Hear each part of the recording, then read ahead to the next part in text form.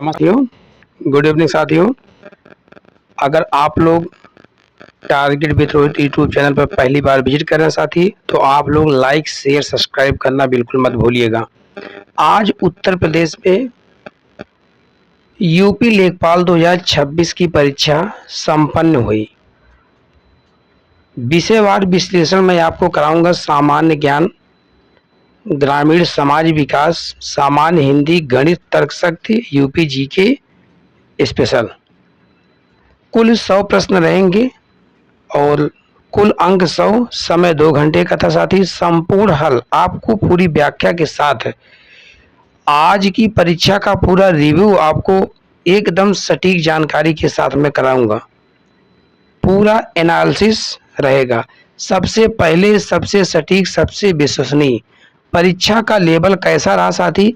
तो परीक्षा का लेवल जो है मॉडरेट रहा। परीक्षा का लेवल कैसे रहा साथियों? परीक्षा का लेवल मॉडरेट रहा। बेस्ट ऑफ लक यूपी लेखपाल 2026। सभी जितने अभ्यर्थी लेखपाल की परीक्षा दिए उनको बेस्ट ऑफ लक साथियों। आप लोग अपना अपना आंसर जरूर मिलाइए, कितना आपका सही हो रहा है, और जो कुछ भी कमियां होंगी जरूर कमेंट बॉक्स में कमेंट कीजिएगा साथी। मैं आपको ले चलता हूं क्वेश्चन की तरफ। ठीक है साथी, हमारा पहला क्वेश्चन है, निम्नलिखित वाक्यों में से अशुद्ध वाक्य का क्या करना है? चयन करना है। इसमें ऑप्शन सही होगा कौन सा? 4 आदमी के बैठने की व्यवस्था करो। 4 आदमी की बैठने की व्यवस्था करिए। यह ऑप्शन हमारा क्या है? सही है। उसके बाद साथी मैं आपको ले चलता हूं अगले क्वेश्चन पर। अध्यात्म शब्द का सही संधि विच्छेद क्या होगा? तो आदिधन आत्म होगा। क्या होगा? आदिधन आत्म होगा। उसके बाद अगले क्वेश्चन पर चलते हैं। निम्नलिखित में से कौन सा विलोम शब्द युग में सही नहीं है? पूछा है कौन सा सही नहीं है? तो उपकार अनुचित है, या क्या है? विलोम शब्द एक दूसरे का सही नहीं होगा। जटिल का सरल होता है, बंधन का मुक्ति होता है, गौरव का लाघव होता है, लेकिन उपकार का अनुचित नहीं होता है। अगले क्वेश्चन पे चलते हैं। अगला क्वेश्चन है, नमस्ते का सही संधि विच्छेद क्या होगा? नमाधन क्या होगा? नमस्ते का नमोधन अस्ते। तो क्या होगा? नमस्ते का संधि विच्छेद बी ऑप्शन हमारा क्या होगा? सही होगा, नम धन हस्ते। बहती गंगा में हाथ धोना इस मुहावरे का अर्थ क्या होगा? बहती गंगा में हाथ धोना, अवसर का लाभ उठाना। क्या है? अवसर का लाभ उठाना। सी ऑप्शन सही है। अगले क्वेश्चन पर चलते हैं साथी। अगला क्वेश्चन देखिए ध्यान से आप लोग। अगला क्वेश्चन हमारा यही है, सिंह शब्द का पर्यायवाची नहीं है। तो इसमें पूछा है सिंह शब्द का पर्यायवाची नहीं होगा, तो इसमें ऑप्शन क्या होगा? उपरोक्त में से कोई नहीं। अगला है, नरेश धीरे धीरे बोलता रेखांकित शब्द में कौन सा क्रिया विशेषण अव्यय है? तो कौन सा है? रीतिवाचक है। क्या है? रीतिवाचक। झरना का पर्यायवाची नहीं है। इसमें कहा है झरना का पर्यायवाची नहीं है, तो वारी नहीं है। झरना का पर्यायवाची क्या है? वारी नहीं है। अगला क्वेश्चन, निम्नलिखित वाक्यों में से शुद्ध वाक्य का चयन कीजिए। मुझे कल जयपुर जाना है। मुझे कल जयपुर जाना है, तो इसमें कौन सा ऑप्शन सही होगा? बी ऑप्शन सही होगा। अगले क्वेश्चन पे चलते हैं साथी। किस वाक्य में निपात का प्रयोग हुआ है? निपात मतलब है जिस पर कहीं जोर दिया जाता है। तो इसमें पूछा है निपात, आप भी आइएगा। आप भी इसमें क्या है? निपात है। क्या है? भी इसमें क्या है? यही क्या है? इसका निपात है। बी ऑप्शन सही होगा। अगला है, कीस्टोन प्रजाति शब्द किसने गढ़ा है? तो किसने गढ़ा है साथी? रॉबर्ट टी पेन ने गढ़ा है। किसने? पहला ऑप्शन। उसके बाद में अगले क्वेश्चन पर ले चलते हैं साथी। आपको क्वेश्चन नंबर अगले पेज पर है हमारा क्वेश्चन नंबर 12। देखिए क्वेश्चन नंबर 12 है, ब्लॉकचेन प्रौद्योगिकी के बारे में निम्नलिखित में से कौन सा कथन सबसे सटीक है? तो इसमें से कथन सबसे सटीक पूछा है। तो यह एक डिस्ट्रीब्यूटेड लेजर है जिसमें रिकॉर्डों को बाद में बदलना कठिन होता है। इसमें कौन सा ऑप्शन सही होगा? बी ऑप्शन सही होगा। अगला क्वेश्चन है, आईसीसी महिला इमर्जिंग नेशंस ट्रॉफी 2025 किस देश ने जीती है? किसने जीता है? तो भारत जीता है। किसने जीता है? भारत ने जीता है। अगले क्वेश्चन पे चलते हैं साथी। अगला क्वेश्चन हमारा है क्वेश्चन नंबर 14। डीएनए फिंगरप्रिंट की तकनीक को प्रारंभ में किसके द्वारा विकसित किया गया था? तो किसके द्वारा विकसित किया गया था डीएनए का फिंगरप्रिंट? एलेक जेफ्रीज द्वारा। किसके द्वारा? एलेक जेफ्रीज के द्वारा। उसके बाद अगला क्वेश्चन आता है, निम्नलिखित में से किस युग्म का गलत मेल होता है? तो गलत मेल किसका है साथी? इसमें होगा मनरेगा। क्या होगा? मनरेगा। अगला क्वेश्चन, राष्ट्रीय ग्रामीण पेयजल कार्यक्रम किस वर्ष में शुरू किया गया? तो किस में शुरू किया गया था? या 2009 में। कब? 2009 में शुरू किया गया। अगले क्वेश्चन पे चलते हैं, अगले पेज पर। क्वेश्चन नंबर 17 हमारा है, देखिए आप ध्यान से। क्वेश्चन नंबर 17 है, राष्ट्रीय स्वच्छ वायु कार्यक्रम के अंतर्गत वास्तविक समय में वायु गुणवत्ता डेटा की निगरानी और अद्यतन करने के लिए कौन सा पोर्टल लॉन्च किया गया था? तो कौन सा पोर्टल लॉन्च किया गया था? तो प्राण। कौन सा है साथी? प्राण है। डी ऑप्शन सही होगा, डी ऑप्शन। अगले क्वेश्चन पे चलते हैं, प्रौद्योगिकी में पहचाने गए जैव विविधता की क्षति हानि के लिए जिम्मेदार इविल क्वार्टेट 4 मुख्य कारण में आवासीय क्षति, अतिदोहन, विदेशी प्रजातियों का आक्रमण और निम्नलिखित शामिल किया गया है। तो कौन सा होगा? सह विलुप्तता प्रक्रियाएं। क्या है? सह विलुप्तता प्रक्रियाएं। क्वेश्चन नंबर आपका अगला है क्वेश्चन नंबर 19। 19 को देखिए साथी। 19 में दिया है, निम्नलिखित में से कौन सा सूर्य का अध्ययन करने वाला भारत का पहला अंतरिक्ष आधारित मिशन बना? तो इसमें बनेगा आदित्य एल1। क्या बनेगा? आदित्य एल1। अगला क्वेश्चन है, भारत सरकार द्वारा शुरू की गई मिस्ट्री पहल का पूरा नाम क्या है? तो इसका पूरा नाम क्या होगा साथी? Mangrove initiative for sustainable habitat and territorial integration. मतलब पहला ऑप्शन क्या होगा? सही होगा। उसके बाद साथी अगले क्वेश्चन पे चलते हैं। अगला क्वेश्चन हमारा है क्वेश्चन नंबर 21। क्वेश्चन नंबर 21 क्या है साथी? आपदा प्रबंधन अधिनियम 2005 की किस धारा के अंतर्गत राष्ट्रीय आपदा प्रबंधन प्राधिकरण NDMA का गठन किया गया? तो धारा कौन सी थी साथी? इसमें धारा इसमें 3 होगी। कौन सी धारा होगी? 3 होगी। अगला क्वेश्चन, निम्नलिखित में से किसको दुनिया के एकमात्र तैरते हुए राष्ट्रीय उद्यान के रूप में जाना जाता है? केबुल लामजाओ राष्ट्रीय उद्यान। क्या है? केबुल लामजाओ राष्ट्रीय उद्यान या क्या है? एकमात्र तैरता हुआ राष्ट्रीय उद्यान है।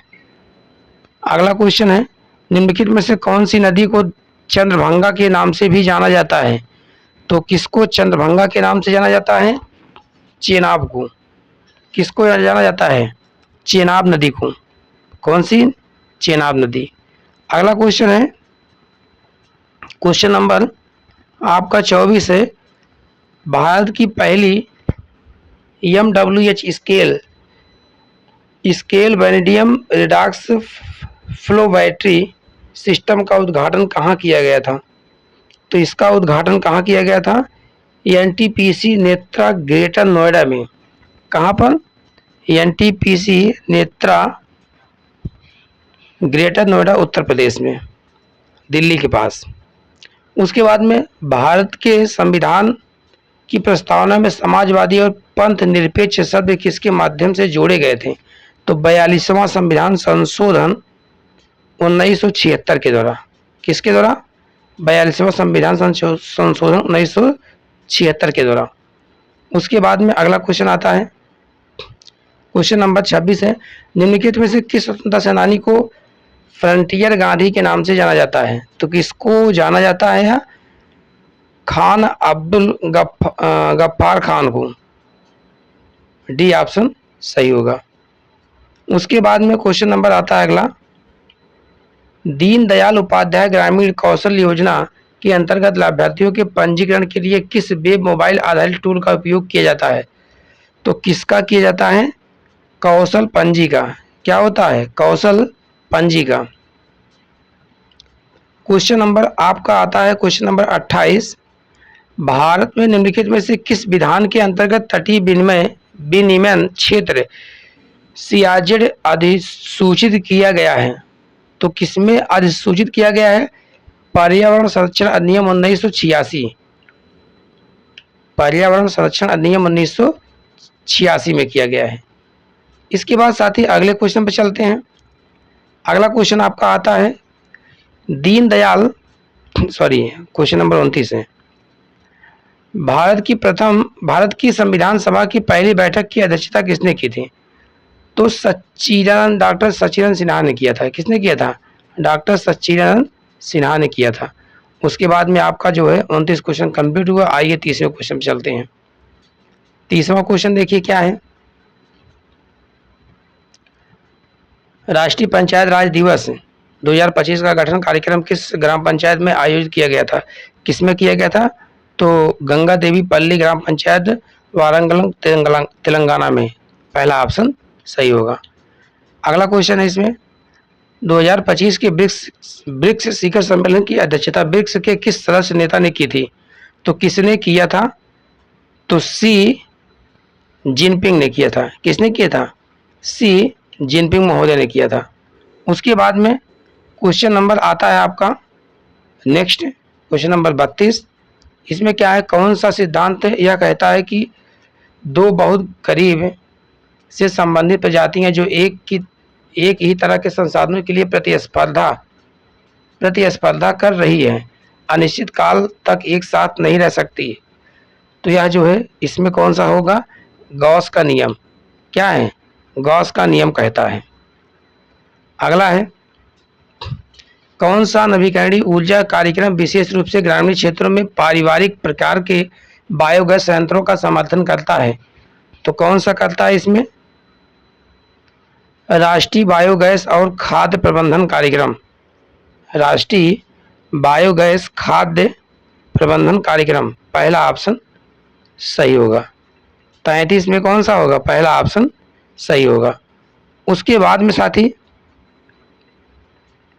क्वेश्चन नंबर 34 की तरफ चलते हैं। 34 देखिए, समझिए 34 में क्या कहा है। क्वेश्चन नंबर 34 देखिए। स्वभाव स्वच्छता संस्कार स्वच्छता 2024 अभियान चुनौतीपूर्ण और सर्वाधिक गंदे स्थानों में परिवर्तन के लिए 3 प्रमुख स्तंभों पर आधारित है। निम्नलिखित में से कौन सा इन स्तंभों में से एक नहीं है? तो एक नहीं है इसमें पूछा है सफाई का संचार। यही क्या है? इसमें से नहीं है। अगला क्वेश्चन हमारा है प्लासी के युद्ध 1757 में अपनी विजय के बाद अंग्रेजों ने बंगाल का नवाब किसे नियुक्त किया गया था? तो किसको नियुक्त किया गया था बंगाल का नवाब? 35 का बी मीर जाफर। क्या है? मीर जाफर। इस तरीके से क्वेश्चन नंबर आपका आता है 36। क्वेश्चन नंबर 36 में क्या है? खाद्य श्रृंखला के क्रमिक पोषी स्तरों पर रसायनों का संचयन कहलाता है। क्या कहलाता है? जैव आवर्धन। क्या कहलाता है? जैव आवर्धन कहलाता है। उसके बाद में क्वेश्चन नंबर आपका आता है 37। निम्नलिखित में से किसी भूगोल में रुको और जाओ निश्चयवाद नामक संकल्पना प्रस्तुत की है? तो किसने किया है? इसमें ग्रिफिथ टेलर ने किया है। किसने किया है? ग्रिफिथ टेलर महोदय ने किया है। उसके बाद में क्वेश्चन नंबर आपका आता है 38। क्वेश्चन नंबर कौन सा आता है? 38। उल्का पिंड के गिरने से निर्मित लोनार क्रेटर झील महाराष्ट्र के किस जिले में स्थित है? तो महाराष्ट्र के किस जिले में स्थित है साथी? बुलढाणा। सी ऑप्शन क्या होगा? सही होगा। उसके बाद में क्वेश्चन नंबर 39। 39 में क्या है पूछा है? क्वेश्चन नंबर देखिए। उभरते विज्ञान प्रौद्योगिकी नवाचार सम्मेलन 2025 के उद्घाटन के दौरान नवंबर 2025 में कौन सी योजना शुरू की गई थी? तो कौन सी प्रौद्योगिकी नवाचार योजना? पहला ऑप्शन सही होगा। अगला है भारतीय राष्ट्रीय कांग्रेस के किस अधिवेशन में पूर्ण स्वराज का लक्ष्य अपनाया गया था? तो किसका लक्ष्य अपनाया गया था? लाहौर अधिवेशन 1929। अगला क्वेश्चन आपका क्वेश्चन नंबर 41 कौन सा है? 41। निम्नलिखित में से कौन सा एनडीएमए यूएनडीआरआर के मानक ढांचों के अनुसार आपदा जोखिम आकलन में प्रयुक्त संबंध का सही प्रतिनिधित्व करता है? तो इसमें कौन सा ऑप्शन सही होगा? पहला ऑप्शन जोखिम बराबर खतरा गुणे सुभेद्यता गुणे सामना करने की क्षमता भागे अनावरण। इसमें हमारा कौन सा ऑप्शन सही होगा साथी? हमारा ऑप्शन क्या होगा? बी ऑप्शन सही होगा। कौन सा option? B option. B option क्या कहता है? जोखिम बराबर खतरा गुणे सुभेद्यता गुणे अनावरण भागे सामना करने की क्षमता। उसके बाद में अब आता है अगला क्वेश्चन आपका। अगला क्वेश्चन है किस समाजशास्त्री ने शामिरपेट गांव का अध्ययन किया और इंडिया चेंजिंग विलेजेस लिखी है? तो किसने लिखा है? S C Dubey. किसने लिखा है? एस सी दुबे महोदय ने। उसके बाद में क्वेश्चन नंबर आपका आता है अगला, इंडिया एआई इम्पैक्ट शिखर सम्मेलन 2026 में मानव केंद्रित दृष्टिकोण को MANAB संक्षिप्त में समाहित करके किया गया था। अक्षर यन का अर्थ क्या कहलाएगा? इसमें होगा राष्ट्रीय शक्ति, नेशनल स्ट्रेंथ। डी ऑप्शन क्या होगा? सही होगा। उसके बाद में क्वेश्चन नंबर आता है 34। रेपो दर वह दर है जिसमें भारतीय रिजर्व बैंक RBI वाणिज्यिक बैंकों को निम्न के बदले धन उधार देता है। किसमें देता है? सरकारी प्रतिभूतियां। इसमें क्या होगा? क्वेश्चन नंबर 44 में ऑप्शन नंबर सी।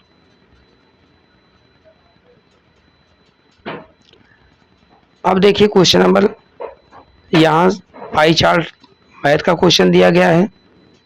तो पाई चार्ट में ध्यानपूर्वक अध्ययन करके आपको 45 से 49 के बीच में बताना है साथी। क्वेश्चन नंबर यहाँ 45 स्टार्ट होता है। देखिए, यदि FII द्वारा कुल योगदान 33,000 करोड़ है तो NRI और बैंक द्वारा भारत ब्रांड में अंशदान के लिए दी गई योगदान राशि क्या होगी? तो इसमें कौन सा ऑप्शन सही होगा हमारा साथियों? ऑप्शन हमारा क्या है? डी। फिर अगला क्वेश्चन है, यदि पब्लिक और पेंशन फंड के बीच योगदान राशि का अंतर 5,000 करोड़ है तो भारत ब्रांड के लिए अंशदान की गई कुल राशि लगभग कितनी होगी? 35,714 करोड़। 35,714 करोड़। डी ऑप्शन सही है। उसके बाद में आता है क्वेश्चन नंबर आपका अगला, यदि कुल निवेश 55,000 करोड़ है तो पेंशन फंड और पब्लिक द्वारा संयुक्त निवेश होगा। तो संयुक्त निवेश 27,500 करोड़। अगला क्वेश्चन, यदि कुल अंशदान 55,000 करोड़ है तो NRI और पब्लिक के द्वारा निवेशित राशि के बीच का अंतर पूछा है। तो अंतर क्या होगा साथी? 8,250। 8,250। उसके बाद में यदि NRI द्वारा निवेश 8,000 करोड़ है तो कंपनियों और FII द्वारा भारत ब्रांड में संयुक्त निवेश क्या होगा? तो इसमें होगा 3,051.51 करोड़। डी ऑप्शन सही होगा। यह लड़का जो पेपर पाई चार्ट को सॉल्व किया है इसका सभी का आंसर सही है। अब आया है साथी तालिका संबंधी क्वेश्चन, जो आंकड़े हैं उसको आप देखिए। क्वेश्चन नंबर आपका जो है 50 से है, सभी नगरों में स्नातकोत्तर और स्नातकोत्तरों की कुल संख्या में कितना अंतर पूछा है? तो अंतर होगा 17,100। उसके बाद में अगला क्वेश्चन आपका आता है, नगर ए और बी में स्नातकों की संयुक्त संख्या और नगर ए और ई में स्नातकोत्तरों की संयुक्त संख्या का अनुपात पूछा है। तो इसमें अनुपात क्या होगा? 10 अनुपात क्या होगा? 9 होगा। 10 अनुपात में 9, पहला ऑप्शन क्या होगा? सही होगा। उसके बाद में अगला क्वेश्चन आता है, क्वेश्चन नंबर आपका 52 है। नगर ए डी और एफ में मिलाकर स्नातकोत्तरों की कुल संख्या कितनी है? तो कुल संख्या इसमें पूछा है, कुल संख्या क्या होगी साथी? इसमें 52 में 78,800 क्या होगी? 78,800, बी ऑप्शन सही होगा। अगला क्वेश्चन है, नगर एफ में स्नातकों की संख्या उसी नगर में स्नातकोत्तरों की संख्या से कितने प्रतिशत अधिक है? इसमें पूछा है कितने परसेंट अधिक है? उपरोक्त में से कोई नहीं। क्या होगा? उपरोक्त में से कोई नहीं। अगला क्वेश्चन है 54, ए सी ई और एफ शहरों में कुल मिलाकर स्नातकोत्तरों की औसत संख्या क्या होगी? तो क्या होगी इसमें साथी? 15,175। क्या होगा? 15,175। इस तरीके से आपका अगला क्वेश्चन आता है। चलिए अगले क्वेश्चन को देखिए। क्वेश्चन नंबर आपका है 55। 1977 में फखरुद्दीन अली अहमद की मृत्यु के बाद नए राष्ट्रपति चुने जाने तक भारत के कार्यवाहक राष्ट्रपति के रूप में किसने कार्य किया था? तो किसने कार्य किया था? बी.डी. जत्ती ने किया था। किसने किया था? बी.डी. जत्ती महोदय ने कार्य किया था। अगला क्वेश्चन आता है, पार्टियों का 26वां सम्मेलन COP26 किसका ध्यान सतत विकास पर केंद्रित था? किस शहर में आयोजित किया गया था? तो यह कहां पर आयोजित किया गया था? ग्लासगो, यूनाइटेड किंगडम में। कहां पर? बी ऑप्शन सही होगा। उसके बाद में यूनाइटेड किंगडम में यह किया गया था। अगला क्वेश्चन है क्वेश्चन नंबर 57। इसमें कहा है, निम्नलिखित में से किस भारतीय राज्य की विधायिका एक सदनी है? तो मध्य प्रदेश की है। कहाँ की है? मध्य प्रदेश की। भारत की योजना आयोग की स्थापना कब हुई थी? तो योजना आयोग की स्थापना पूछा है। योजना आयोग की स्थापना मार्च 1950 में इसकी स्थापना हुई और यह जो है 1951 से यह जो है पूर्ण तरीके से लागू हुआ था योजना आयोग। तो 58 का क्या होगा साथी? इसमें बी ऑप्शन होगा सही। कौन सा होगा? बी, मार्च 1950।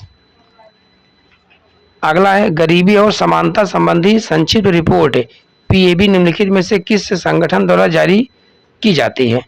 तो किसके द्वारा जारी किया जाता है? विश्व बैंक के द्वारा। किसके द्वारा? विश्व बैंक।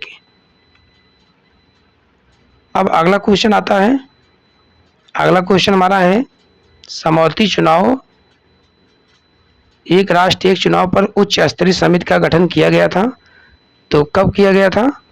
2 सितंबर 2023 को। 2 सितंबर 2023 को इसका गठन किया गया। उसके बाद में आता है, कौन से अंतरिक्ष मिशन ने सबसे पहले मानवों को चंद्रमा पर सफलतापूर्वक उतारा? तो सफलतापूर्वक उतारा किसने? अपोलो 12। क्या है? अपोलो 12। उसके बाद में अगला क्वेश्चन आता है साथी अगले पेज पर, क्वेश्चन नंबर 62। निम्नलिखित में से कौन ऑल इंडिया फॉरवर्ड ब्लॉक के संस्थापक थे? तो ऑल इंडिया फॉरवर्ड ब्लॉक के संस्थापक कौन थे? सुभाष चंद्र बोस। पहला ऑप्शन सही होगा। अगले क्वेश्चन पे चलते हैं, स्वतंत्र भारत के दूसरे गवर्नर जनरल कौन थे? सी राजगोपालाचारी। कौन है? सी राजगोपालाचारी। उसके बाद में अब जो है आता है अगला क्वेश्चन। अगला क्वेश्चन है, भारत के पूर्वी तट पर उत्तर से दक्षिण की ओर निम्नलिखित पतनों को क्रम में व्यवस्थित कीजिए। तो इसमें व्यवस्थित करना था। व्यवस्थित करने के बाद में सबसे पहले आपका आता है हल्दिया, क्या आता है? हल्दिया, उसके बाद पारादीप, फिर विशाखापट्टनम, उसके बाद चेन्नई। चौथा ऑप्शन क्या होगा? सही होगा। अगला क्वेश्चन हमारा है, आपतित सौर विकिरण में प्रकाश संश्लेषणात्मक सक्रिय विकिरण PAR का क्या प्रतिशत होता है? इसमें परसेंटेज पूछा है, 50% होगा। सेकंड ऑप्शन सही होगा, बी। अगले क्वेश्चन पे चलते हैं।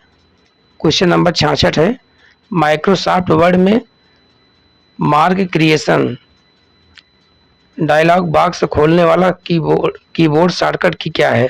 तो आल्ट प्लस शिफ्ट प्लस आई होता है, आल्ट प्लस शिफ्ट प्लस आई। डी ऑप्शन इसका क्या होगा? सही होगा।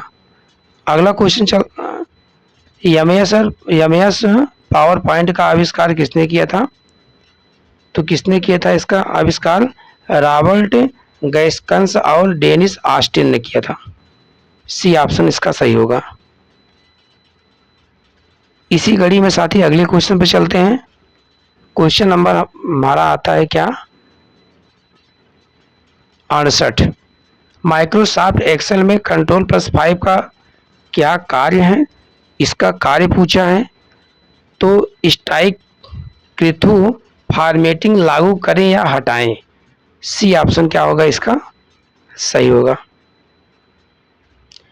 इस तरीके से निम्नलिखित में से कौन सा ऑपरेटिंग सिस्टम का घटक नहीं है? इसमें पूछा ऑपरेटिंग सिस्टम का घटक नहीं है, तो क्या होगा? कंपाइलर इसमें से घटक नहीं माना जाएगा। कर्नेल सेल डिवाइस ड्राइवर है लेकिन कंपाइलर नहीं है। क्वेश्चन नंबर अब आपका आता है 70। ऑपरेटिंग सिस्टम किस प्रोग्रामिंग भाषा में लिखा गया था? तो किस में लिखा गया था? मल्टिस ऑपरेटिंग सिस्टम किस प्रोग्रामिंग भाषा में लिखा गया है? तो PL/I में। किस में लिखा गया है? PL/I में लिखा गया है। डॉक्यूमेंट के मार्जिन में संशोधन दिखाने के लिए माइक्रोसॉफ्ट वर्ड में कौन सा फीचर उपयोग किया जाता है? तो कौन सा फीचर है? रिव्यू ओपन या पेन बैलून डॉक्यूमेंट इंस्पेक्टर, इसमें कौन सा होगा? बैलून। सेकंड ऑप्शन क्या होगा? सही होगा। इस तरीके से क्वेश्चन नंबर आपका 72 आता है। 72 में क्या दिया गया ऑप्शन देखिए। इसमें कहा है क्वेश्चन में यूनिवैक का पूरा नाम पूछा है। क्या पूछा है? यूनिवैक का पूरा नाम। द यूनिवर्सल ऑटोमेटिक कंप्यूटर क्या होगा? यूनिवर्सल ऑटोमेटिक कंप्यूटर, इसमें होगा डी ऑप्शन। सिस्टम स्टार्टअप के दौरान बूटस्ट्रैप लोडर द्वारा डिस्क के किस पार्ट को एक्सेस किया जाता है? किसके द्वारा एक्सेस किया जाता है? तो ब्लॉक 0 के द्वारा। किसके द्वारा? ब्लॉक 0 के द्वारा क्या किया जाता है? एक्सेस किया जाता है। अगला है, कौन सा हैडूप यूटिलिटी के बीच संचित डेटा ट्रांसफर करता है? तो कौन सा करता है? स्क्यूब करता है। सी ऑप्शन सही होगी। क्वेश्चन नंबर आपका आता है 75। निम्नलिखित में से कौन सा लिब्रे ऑफिस राइटर की डिफ़ॉल्ट फाइल एक्सटेंशन है? तो यह बहुत इंपॉर्टेंट क्वेश्चन है, यह कई बार पूछा भी गया है। इसमें पूछा गया है कि लिब्रे ऑफिस राइटर के लिए डिफ़ॉल्ट फाइल एक्सटेंशन कौन सा होगा? तो .odt। डी ऑप्शन सही है। क्वेश्चन नंबर आपका आता है 76। निम्नलिखित में से कौन सी वेब पेज बनाने के लिए उपयोग की जाने वाली मानक फ्रंट एंड मार्कअप भाषा है? तो इसमें पूछा है मार्कअप भाषा, तो HTML होता है। इसका फुल फॉर्म होता है हाइपर टेक्स्ट मार्कअप लैंग्वेज। अगला क्वेश्चन है, कंप्यूटर शब्दावली में GIGO किस शब्द का अर्थ होता है? तो इसमें होगा गार्बेज इन गार्बेज आउट। इसका फुल फॉर्म पूछा है। GIGO का, गार्बेज इन और गार्बेज आउट। अगले क्वेश्चन पे चलते हैं। क्वेश्चन नंबर आपका है 78। माइक्रोसॉफ्ट एक्सेल में कमांड किस टाइप के अंतर्गत पाया जाता है? तो कमांड किसके अंतर्गत पाया जाता है? डेटा के अंदर पाया जाता है। जो डेटा होता है उसके अंतर्गत यह जो है कमांड टाइप माइक्रोसॉफ्ट एक्सेल में मिलता है। फिर आता है MS पावर पॉइंट में बैक स्टेज व्यू किस टाइप के माध्यम से एक्सेस किया जाता है? तो किसके माध्यम से एक्सेस किया जाता है? फाइल के माध्यम से। किसके माध्यम से? फाइल के माध्यम से। ब्लूटूथ तकनीक का नाम किस ऐतिहासिक व्यक्ति के नाम पर रखा गया है? किसके नाम पर रखा गया है? तो हेराल्ड ब्लास्टैंड के नाम पर रखा गया है। बी ऑप्शन सही होगा। इस तरीके से आपका यह कंप्यूटर का पूरा क्वेश्चन कंप्लीट होता है। उसके बाद में अब जो है क्वेश्चन नंबर 81 आता है। उत्तर प्रदेश स्पेशल से क्वेश्चन यहाँ से बना हुआ है। देखिए, उत्तर प्रदेश के विश्वविद्यालयों को सूची सेकंड स्थानों में सुमेलित कीजिए और सूचियों के नीचे दिए गए कोड का प्रयोग कर सही उत्तर चुनना है। तो इसमें आपको सही उत्तर विश्वविद्यालय को चूज करके बताना है। तो क्या कौन सा क्वेश्चन होगा इसमें? ऑप्शन इसका ऑप्शन होगा हमारा साथी, देखिए,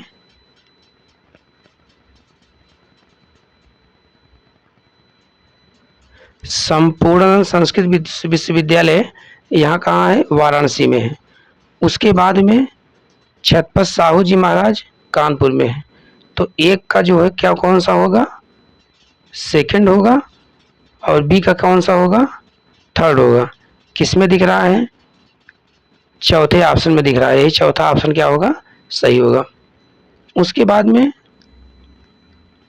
क्वेश्चन नंबर 82 आता है। उत्तर प्रदेश के किस शहर में राष्ट्रीय स्वच्छ वायु कार्यक्रम पर राष्ट्रीय सम्मेलन 2025 की मेजबानी करता है? तो इसकी मेजबानी कौन करता है? वाराणसी करता है। कौन करता है? वाराणसी। मोदी जी का संसदीय क्षेत्र है। उसके बाद में राष्ट्रीय दुधवा राष्ट्रीय उद्यान उत्तर प्रदेश के किस जिले में स्थित है? लखीमपुर खीरी में। कहाँ पर है? लखीमपुर खीरी में स्थित है। उत्तर प्रदेश राज्य ललित कला अकादमी के पहले अध्यक्ष कौन थे? तो कौन थे इसके अध्यक्ष? डॉक्टर संपूर्णानंद थे। डॉक्टर संपूर्णानंद पहला ऑप्शन सही होगा। अब चलते हैं क्वेश्चन नंबर 85 की तरफ। भारतीय सब्जी अनुसंधान संस्थान, जिसे सब्जियों के लिए राष्ट्रीय संदर्भ खाद्य प्रयोगशाला के रूप में मान्यता प्राप्त है, उत्तर प्रदेश के किस शहर में स्थित है? तो यह जो उत्तर प्रदेश के वाराणसी शहर में क्या है? यह स्थित किया गया है। अगला क्वेश्चन है, उत्तर प्रदेश में निम्नलिखित में से कौन से मंदिर स्थल गुप्त काल से संबंधित हैं? तो देवगढ़ और भीतरगांव मंदिर यह जो है गुप्त काल से संबंधित है। अगले क्वेश्चन पर चलते हैं। क्वेश्चन नंबर आपका आता है 87। कानपुर में वानिकी प्रशिक्षण संस्थान की स्थापना कब हुई थी? तो कब हुई थी? 1988 में। पहला ऑप्शन क्या होगा इसका? सही होगा। क्वेश्चन नंबर चलते हैं 88 की तरफ। 88 में क्या दिया है? उत्तर प्रदेश के बाराबंकी जिले में स्थित देवा शरीफ दरगाह निम्नलिखित में से किस सूफी संत से संबंधित है? किससे संबंधित है? यह हाजी वारिस अली शाह से संबंधित है। देवा शरीफ दरगाह। सेकंड ऑप्शन क्या होगा इसका? सही होगा। अगला क्वेश्चन है 89। उत्तर प्रदेश की कौन सी हिंदुस्तानी शास्त्रीय गायिका को ठुमरी की रानी के नाम से जाना जाता है? तो किसको ठुमरी की रानी के नाम से जाना जाता है? गिरिजा देवी को। किसको? गिरिजा देवी को। अगला क्वेश्चन है, ODOP योजना के तहत चयनित काला नमक चावल को डाट डाट भी कहा जाता है। तो बुद्धा राइस क्या बोला जाता है? बुद्धा राइस मतलब बुद्ध चावल कहा जाता है। अगले क्वेश्चन पर चलते हैं। अगला क्वेश्चन हमारा है 91 में। उत्तर प्रदेश के भीमनगर जिले का नाम बदलकर संभल किस वर्ष में रखा गया था? तो यह कब रखा गया था? संभल का नाम जो है पहले भीमनगर था, बाद में संभल रखा गया था। कब रखा गया? 2012 में। कब रखा गया था? 2012 में। संभल जिले का जो है मुख्यालय बहजोई है। अगला क्वेश्चन है, उत्तर प्रदेश दिवस प्रतिवर्ष कब मनाया जाता है? तो 24 जनवरी को। कब? 24 जनवरी को। अगले क्वेश्चन पर चलते हैं, उत्तर प्रदेश में 2025 में कौन सा पक्षी अभ्यारण्य पर्यावरण संवेदनशील क्षेत्र घोषित किया गया? तो कौन सा क्षेत्र है? सांडी पक्षी अभ्यारण्य। कौन सा है? सांडी पक्षी अभ्यारण्य संवेदनशील क्षेत्र के रूप में इसको क्या किया गया है? घोषित किया गया है। अगला क्वेश्चन है, उत्तर प्रदेश के निम्नलिखित व्यक्तियों में से किसे चिकित्सा के क्षेत्र में पद्मश्री 2025 से सम्मानित किया गया है? तो किसको सम्मान किया गया? आशुतोष शर्मा को। अगले क्वेश्चन पर चलते हैं, निम्नलिखित में से कौन सा उपन्यास मुंशी प्रेमचंद द्वारा नहीं लिखा गया? तो निर्मला गबन गोदान इनका है, लेकिन आनंद मठ इनका नहीं है। इसमें क्वेश्चन पूछा है कि प्रेमचंद द्वारा नहीं लिखा गया था, तो आनंद मठ नहीं लिखा गया था। कुंवर दिग्विजय सिंह बाराबंकी उत्तर प्रदेश के एक प्रसिद्ध खिलाड़ी किस खेल से संबंधित थे? किससे संबंधित थे? या हॉकी से संबंधित थे। बाराबंकी जिले के हैं कुंवर दिग्विजय सिंह, या जो है हॉकी खेल से बहुत सुप्रसिद्ध संबंधित खिलाड़ी थे। उसके बाद में आता है क्वेश्चन नंबर 97, किस महाजनपद की राजधानी मथुरा थी? तो किसकी थी? सूरसेन की। किसकी थी? सूरसेन की। अगला है, उत्तर प्रदेश पुलिस द्वारा लॉन्च किए गए त्रिनेत्र 2.0 एप्लीकेशन के संबंध में निम्नलिखित कथनों पर विचार कीजिए। निम्नलिखित कथनों पर क्या करना है? विचार करना है। इसमें बताना है कौन सा होगा। इसे जनवरी 2017 में पूरे उत्तर प्रदेश में यातायात उल्लंघनों की निगरानी के लिए लॉन्च किया गया था। यह पहचान के उद्देश्यों के लिए मशीन लर्निंग और डीप लर्निंग प्रौद्योगिकियों का उपयोग करता है। यह पूरे राज्य में विचाराधीन कैदियों की स्थिति को ट्रैक करने के लिए अंडर ट्रायल मैनेजमेंट सिस्टम से जुड़ा हुआ है। इसमें हमारा ऑप्शन जो है क्वेश्चन नंबर 98 में कौन सा सही होगा साथी? 2 और 3 होगा, मतलब सी ऑप्शन सही होगा। 2, 3 किसमें है? तो 2, 3 किसमें है साथी? सी ऑप्शन में। क्वेश्चन नंबर आपका आता है अगला 99। स्वतंत्रता के तुरंत बाद संयुक्त प्रांत अब उत्तर प्रदेश के पहले भारतीय पुलिस महानिरीक्षक आईजीपी कौन थे? उस समय आईजीपी कौन थे? तो बीएन लाहिड़ी महोदय थे। कौन थे? बीएन लाहिड़ी थे। कौन थे? बीएन लाहिड़ी। बी ऑप्शन सही होगा। अगला क्वेश्चन कौन सा होगा? लास्ट होगा। उत्तर प्रदेश के शाहजहांपुर जिले में कौन सा थर्मल पावर प्लांट स्थित किया गया है? तो रोसा थर्मल पावर प्लांट है। यह कहाँ है? शाहजहांपुर जिले में स्थित किया गया है। इस तरीके से साथ ही आपका जो है पूरा लेखपाल जो परीक्षा आज हुई संपन्न, इसका एक एक क्वेश्चन मैं पूरा कंप्लीट करवा दिया हूँ 100 क्वेश्चन तक। आप लोग इसको अच्छे से मिला लीजिएगा साथी। मिला करके जो भी कुछ आपको कंफ्यूजन होगा कमेंट जरूर करिएगा कमेंट बॉक्स में साथी, ठीक है। इसी तरीके से सबसे पहले सबसे सटीक सबसे विश्वसनीय आपको विषयवार प्रश्नों की संख्या और बहुत ही विधिवत सारगर्भित आंसर देने का प्रयास किया हूँ साथी। और इसका जो है प्रश्नों का लेवल सेक्शन वाइज कठिन था, थोड़ा सा 15% कठिन था, 45% मध्यम था, 40% क्या था? सरल था। और एक्सपेक्टेड कट ऑफ का जो आकलन है 82 से 88 के बीच में सामान्य है। ओबीसी का 78 से 84 के बीच में रहेगा। ईडब्ल्यूएस का 80 से 86 एससी का 68 से 74, एसटी का क्या है 62 से 78 के बीच में कट ऑफ रहने की यह एक उम्मीद है, क्योंकि पेपर जो है मॉडरेट था, बहुत ज़्यादा कठिन नहीं थे। संपूर्ण हल के साथ सबसे सटीक विश्लेषण मैं देने का प्रयास किया हूँ, 100% सटीक है। आंसर आप लोग मिला लीजिएगा साथी। आप लोग अच्छा अटेम्प्ट करके आए होंगे। पूरे एग्जाम का मैंने ओवरव्यू आपको एक एक करके बताया हूँ। ठीक है साथी, बस यही तक। फिर जैसे कुछ इसके लेखपाल को लेकर कुछ सूचना आती है मैं आपके बीच में आऊँगा साथी। बहुत बहुत धन्यवाद। All the best. जय हिंद, जय भारत।